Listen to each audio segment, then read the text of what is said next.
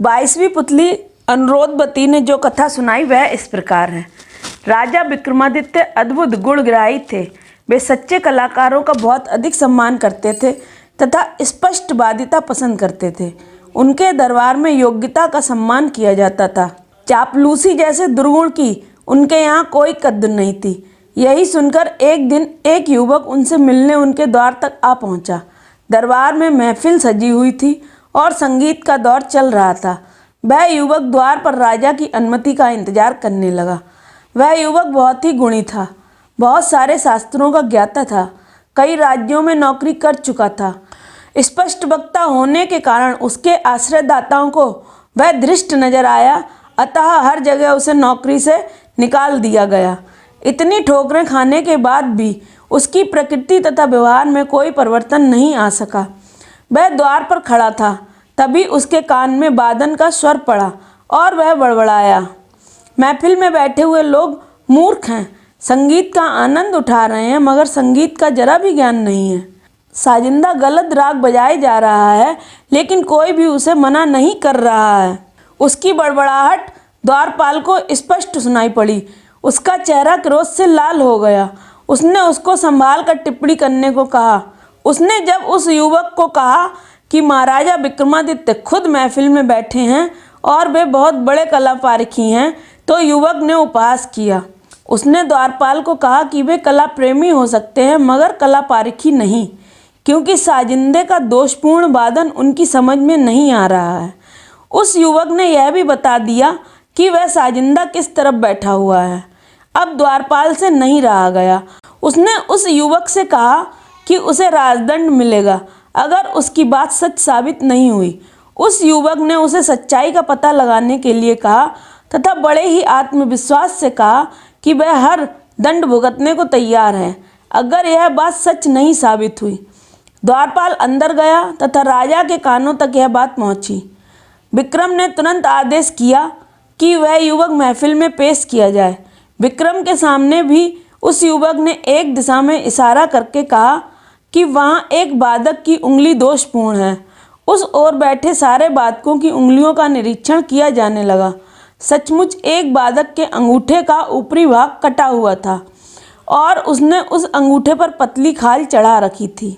राजा उस युवक के संगीत ज्ञान के कायल हो गए। तब उन्होंने उस युवक से उसका परिचय प्राप्त किया और अपने दरबार में उचित सम्मान देकर रख लिया।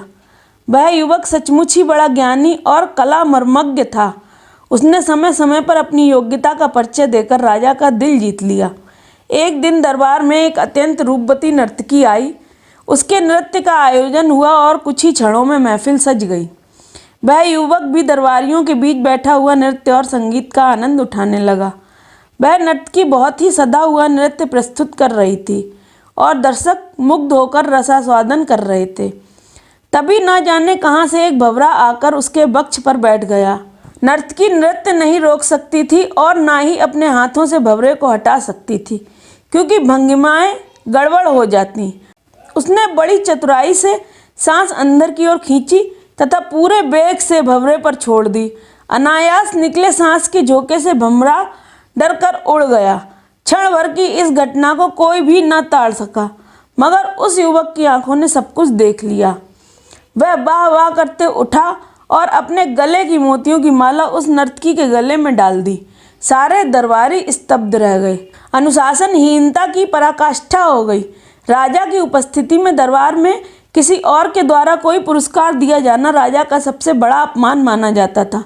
विक्रम को भी यह पसंद नहीं आया और उन्होंने उस युवक को इस धृष्टता के लिए कोई ठोस कारण देने को कहा। तब युवक ने राजा को भंवरे वाली सारी घटना बता दी। उसने कहा कि बिना नृत्य की एक भाव भंगिमा को नष्ट किए लय ताल के साथ सामंजस्य रखते हुए इस नर्तकी ने जिस सफाई से भंवरे को उड़ाया वह पुरस्कार योग्य चेष्टा थी। उसे छोड़कर किसी और का ध्यान गया ही नहीं तो पुरस्कार कैसे मिलता। विक्रम ने नर्तकी से पूछा तो उसने उस युवक की बातों का समर्थन किया। विक्रम का क्रोध गायब हो गया और उन्होंने नर्तकी तथा उस युवक दोनों की बहुत तारीफ की। अब उनकी नज़र में उस युवक का महत्व और बढ़ गया। जब भी कोई समाधान ढूंढना रहता उसकी बातों को ध्यान से सुना जाता तथा अब उनकी नज़र में उस युवक का महत्व और बढ़ गया। जब भी कोई समाधान ढूंढना रहता, उसकी बातों को ध्यान से सुना जाता तथा उसके परामर्श को गंभीरतापूर्वक लिया जाता। एक दिन दरबार में बुद्धि और संस्कार पर चर्चा छिड़ी। दरबारियों का कहना था कि संस्कार बुद्धि से आते हैं, पर वह युवक उनसे सहमत नहीं था। उसका कहना था कि सारे संस्कार वंशानुगत होते हैं। जब कोई मतैक्य नहीं हुआ तो विक्रम ने एक हल सोचा। उन्होंने नगर से दूर हटकर जंगल में एक महल बनवाया तथा महल में गूंगी और बहरी नौकरानियां नियुक्त की। एक एक करके 4 नवजात शिशुओं को उस महल में उन नौकरानियों की देखरेख में छोड़ दिया गया। उनमें से एक उनका, एक महामंत्री का, एक कोतवाल का तथा एक ब्राह्मण का पुत्र था। 12 वर्ष पश्चात जब वे चारों दरबार में पेश किए गए तो विक्रम ने बारी बारी उनसे पूछा, कुशल तो है? चारों ने अलग अलग जवाब दिए। राजा के पुत्र ने सब कुशल है कहा, जबकि महामंत्री के पुत्र ने संसार को नश्वर बताते हुए कहा, आने वाले को जाना है तो कुशलता कैसी? कोतवाल के पुत्र ने कहा कि चोर चोरी करते हैं और बदनामी निरपराध की होती है, ऐसी हालत में कुशलता की सोचना बेमानी है। सबसे अंत में ब्राह्मण पुत्र का जवाब था कि आयु जब दिन ब दिन घटती जाती है तो कुशलता कैसी? चारों के जवाबों को सुनकर उस युवक की बातों की सच्चाई सामने आ गई। राजा का पुत्र निश्चिंत भाव से सब कुछ कुशल मानता था और मंत्री के पुत्र ने तर्कपूर्ण उत्तर दिया। इसी तरह कोतवाल के पुत्र ने न्याय व्यवस्था की चर्चा की, जबकि ब्राह्मण पुत्र ने दार्शनिक उत्तर दिया। सब वंशानुगत संस्कारों के कारण हुआ। सबका पालन पोषण एक वातावरण में हुआ, लेकिन सबके विचारों में अपने संस्कारों के अनुसार भिन्नता आ गई। सभी दरबारियों ने मान लिया कि उस युवक का मानना बिल्कुल सही है। सिंहासन बत्तीसी की अगली कहानी को जानने के लिए चैनल को सब्सक्राइब कीजिए, कहानी को लाइक कीजिए, बेल आइकन का बटन भी हिट कीजिए ताकि आपको नेक्स्ट वीडियो की नोटिफिकेशन सबसे पहले मिल सके।